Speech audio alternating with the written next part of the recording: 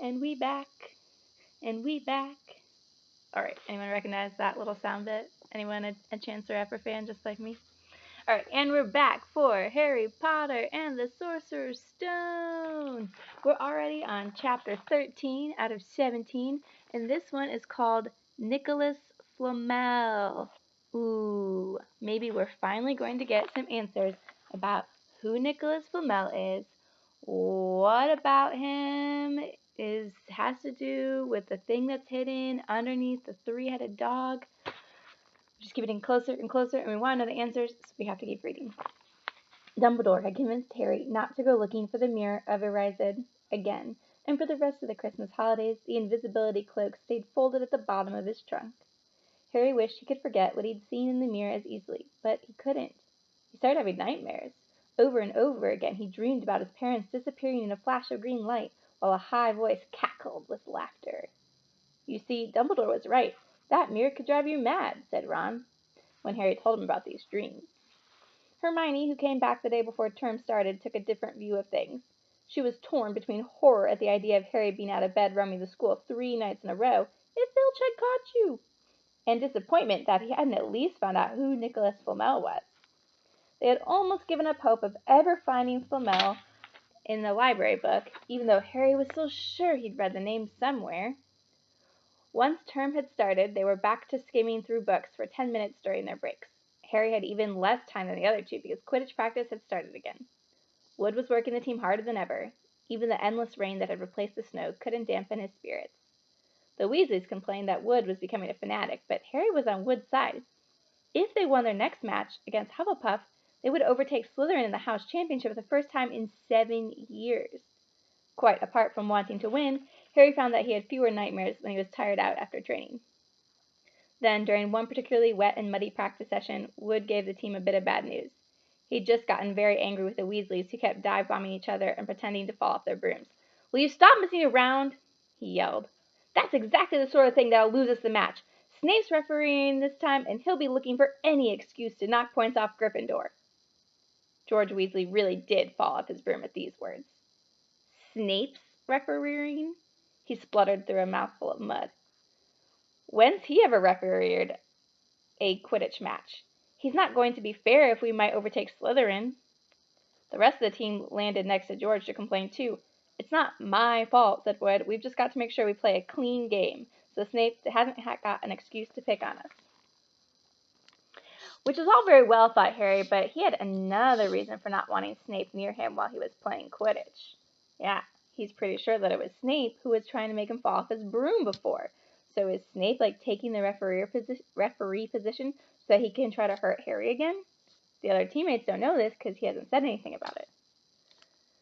The rest of the team hung back to talk to one another as usual at the end of practice, but Harry headed straight back to the Gryffindor common room, where he found Ron and Hermione playing chess. Chess was the only thing Hermione ever lost at, something Harry and Ron thought was very good for her.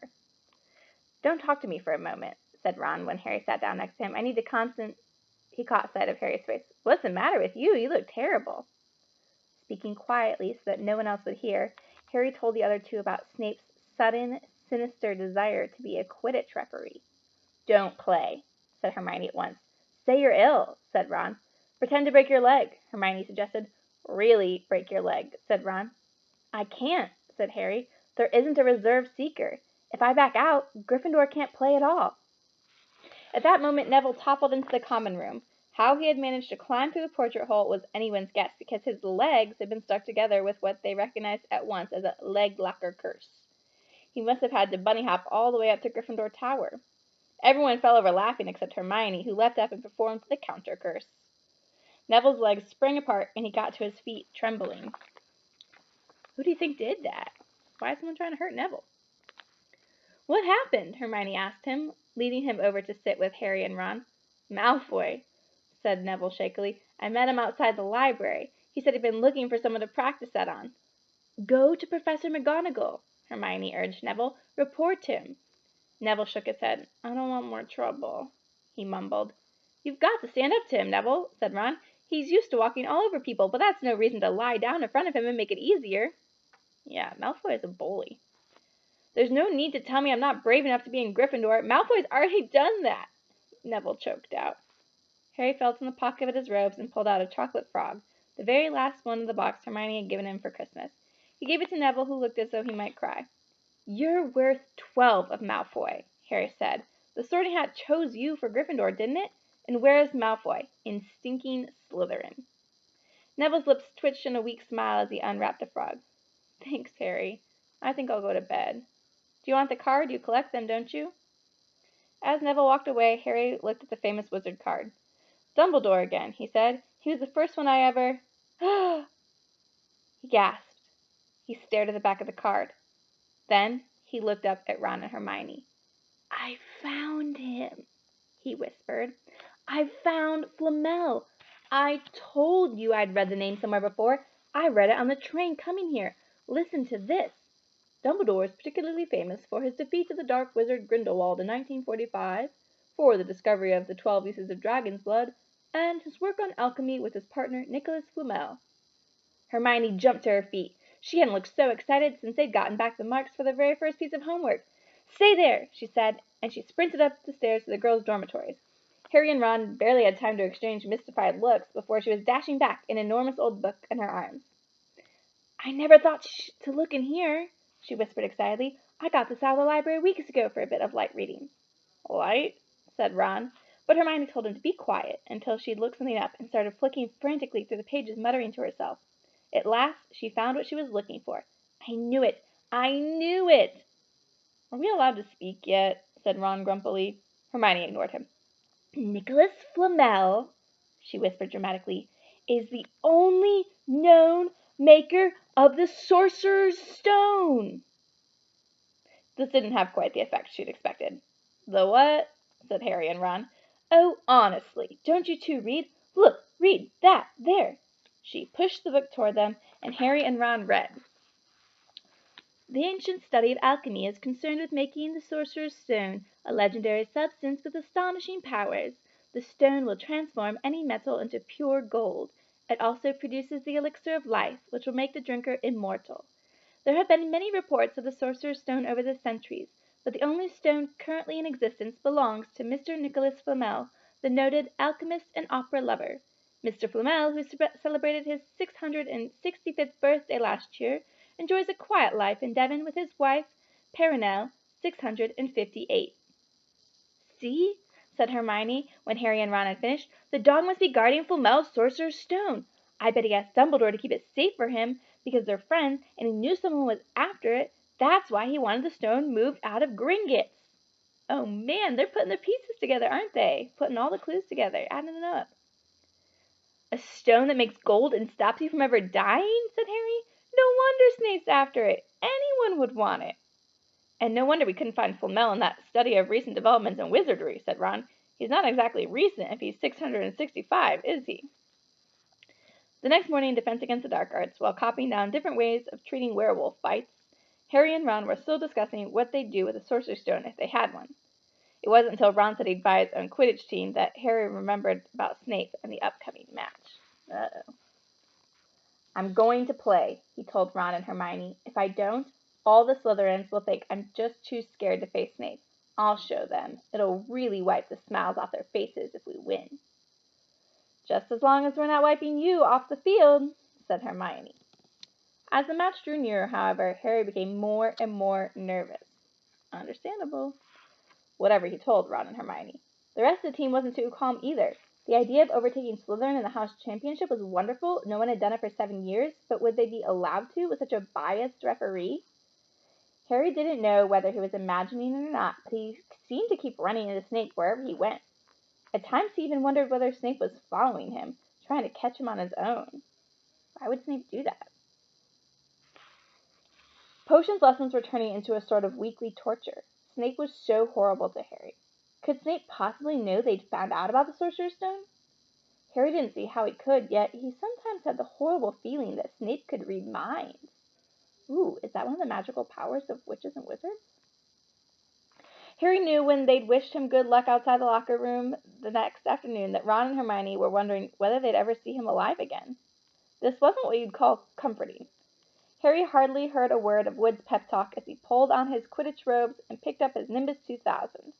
Ron and Hermione, meanwhile, had found a place in the stands next to Neville, who couldn't understand why they looked so grim and worried, or why they both brought their wands to the match. Little did Harry know that Ron and Hermione had been secretly practicing the leg locker curse. They'd gotten the idea from Malfoy using it on Neville, and were ready to use it on Snape if he showed any sign of wanting to hurt Harry. Whoa, that says a lot that Hermione is willing to put a curse on a teacher if she needs to. She's normally a goody two-shoes, but look, she really has become a good friend. She's going to protect him no matter what. Now don't forget, it's Locomotor Mortis, Hermione muttered, as Ron slipped his wand up his sleeve. I know, Ron snapped. Don't nag. Back in the locker room, Wood had taken Harry aside. Don't want to pressure you, Potter, but if we ever need an early capture of the snitch, it's now. Finish the game before Snape can favor Hufflepuff too much. The whole school's out there, said Fred Weasley, peering out the door. Even, blimey, Dumbledore's come to watch. Harry's heart did a somersault. Dumbledore? He said, dashing to the door to make sure. Fred was right. There was no mistaking that silver beard. Harry could have laughed out loud with relief. He was safe. There was simply no way Snape would dare to try to hurt him if Dumbledore was watching. Perhaps that's why Snape was looking so angry as the teams marched onto the field. Something that Ron noticed, too. I've never seen Snape look so mean, he told Hermione. Look, they're off. Ouch! Someone had poked Ron in the back of the head. It was Malfoy. Oh, sorry, Weasley. Didn't see you there. Malfoy grinned broadly at Crabbe and Goyle. Wonder how long Potter's going to stay on his broom this time? Anyone want to bet? What about you, Weasley? Ron didn't answer. Snape had just awarded Hufflepuff a penalty because George Weasley had hit a bludger at him. Hermione, who had all her fingers crossed in her lap, was squinting fixedly at Harry, who was circling the game like a hawk looking for the snitch. You know how I think they choose people for the Gryffindor team? Said Malfoy loudly a few minutes later, as Snape awarded Hufflepuff another penalty for no reason at all. It's people they feel sorry for. See, there's Potter, who's got no parents, and there's the Weasleys, who've got no money. You should be on the team, Longbottom. You've got no brains. Neville went bright red, but turned in his seat to face Malfoy. I'm worth 12 of you, Malfoy, he stammered. Malfoy, Crabbe, and Goyle howled with laughter. But Ron, still not daring to take his eyes from the game, said, You tell him, Neville.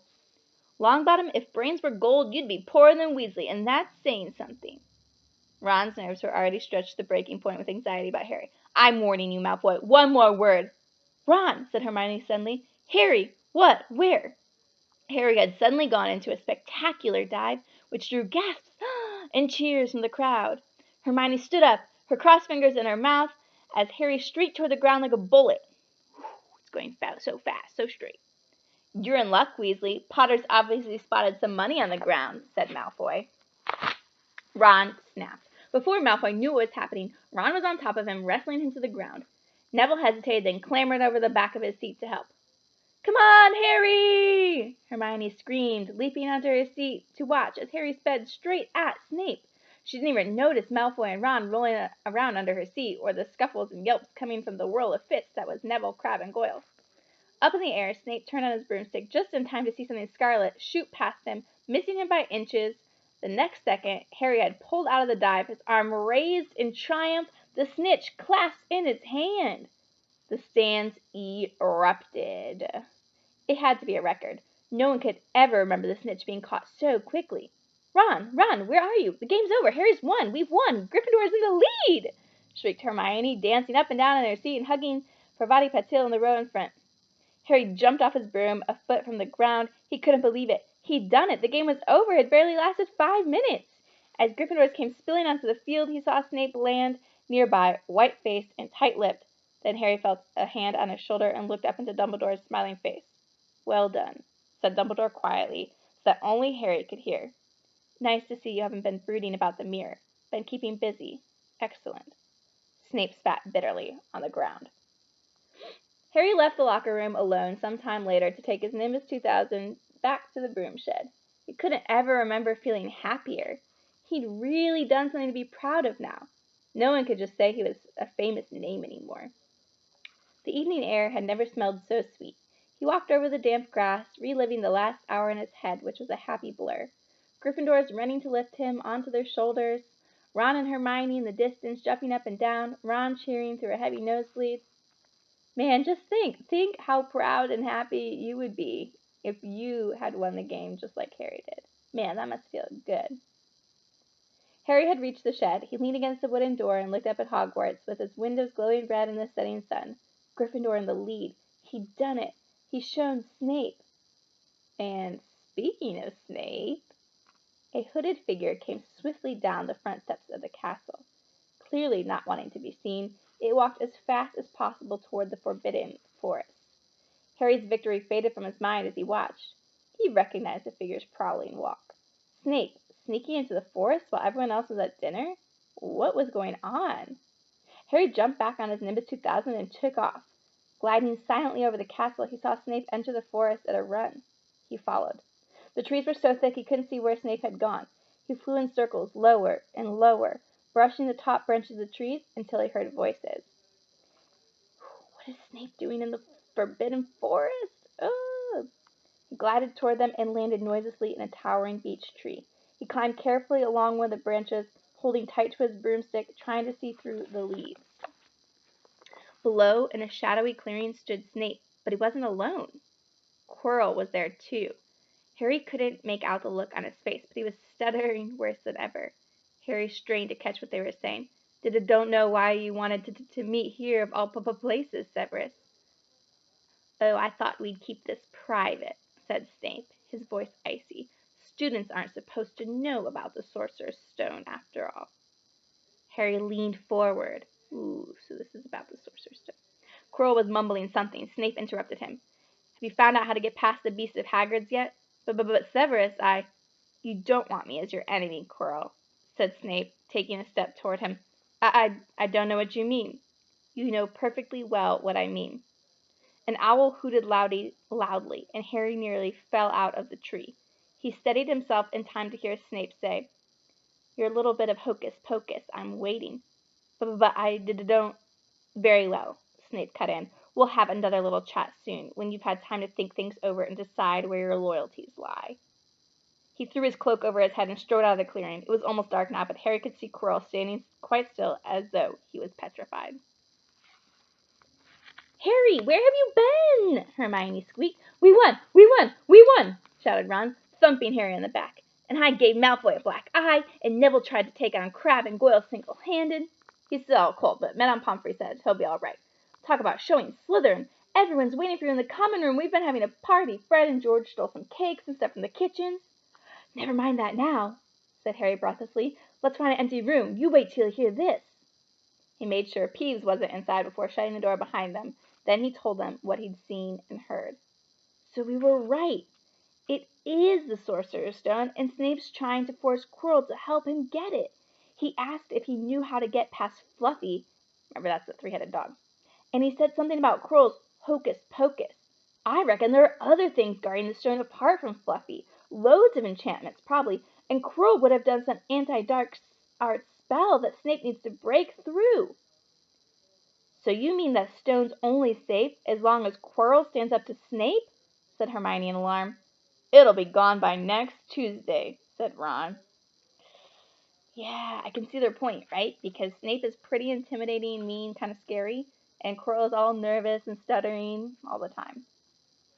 Holy guacamole. Alright, so now we know that the Sorcerer's Stone makes you live forever. It is hidden at Hogwarts under this trapdoor with the three-headed dog. We don't really know why it's there, except we think maybe someone's trying to steal it. And now we're wondering if Snape is trying to steal it.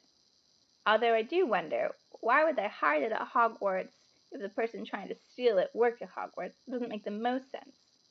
But that's what the clues seem to point to, right? Alright. Next chapter is also going to be exciting, as it's called Norbert the Norwegian Ridgeback, and you can see a picture of a dragon. So, we've got another great chapter ahead. The excitement continues to build. So does our curiosity. We're wondering, how is this all going to play out? See you soon.